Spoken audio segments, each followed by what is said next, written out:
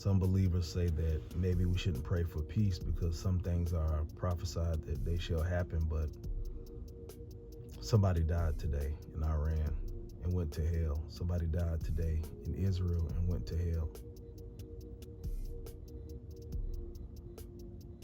And I was thinking, geopolitics can be kind of complicated, but I pretty much understand America's position with Israel. We sort of kind of side with Israel. I don't know if it's official that we'll join the war with Israel, but it seems pretty likely that we'll become allies with Israel in this war sooner or later. So where does it leave? Where does it leave Russia, and where does it leave China? Well, Russia and China have had a relationship for centuries.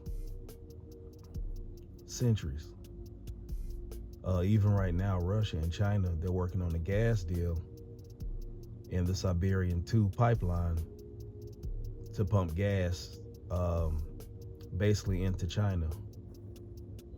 Listen to what I'm saying. They want to pump gas into China.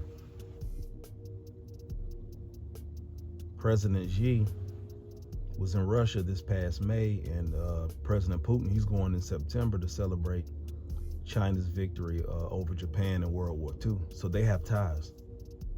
So what about Iran? China came out and pretty much condemned Israel for their war tactics, basically. There are rules of engagement in war, which they've accused Israel of some atrocities, man. But if China stands against Israel, more than likely Russia will too.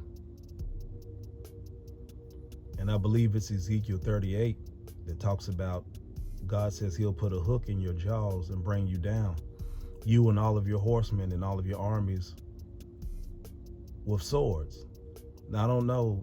It's a Gog-Magog war. It's a Gog-Magog war coming.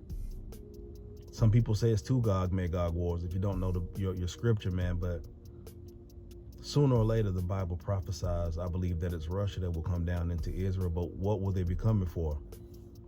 Probably the resources. So you look at the players at the table, and Israel, they tell lies. We tell lies. Russia and China lie. And Iran, they definitely lie. So everybody has on like a political poker face right now.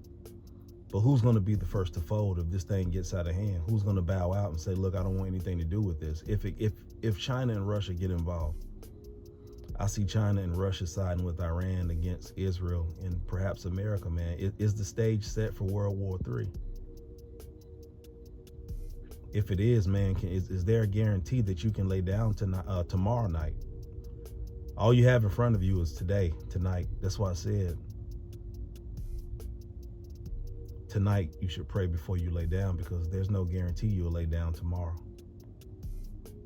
But I look at these players, these potential players, and I left Ukraine out on purpose because they're not, in my opinion, they're not a player at the table. But I can see China and Russia joining Iran potentially. It's just a scenario. And where does it leave Israel and the United States? Could this really be the beginning of the end in the days leading up to the rapture of the church, which I believe in the rapture of the church. I believe in the doctrine of the rapture.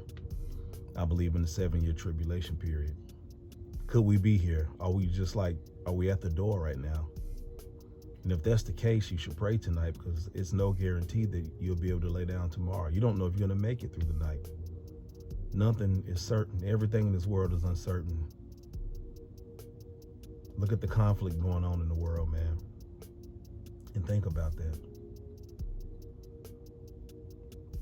Give your heart to Jesus while you have time. Y'all have a good night.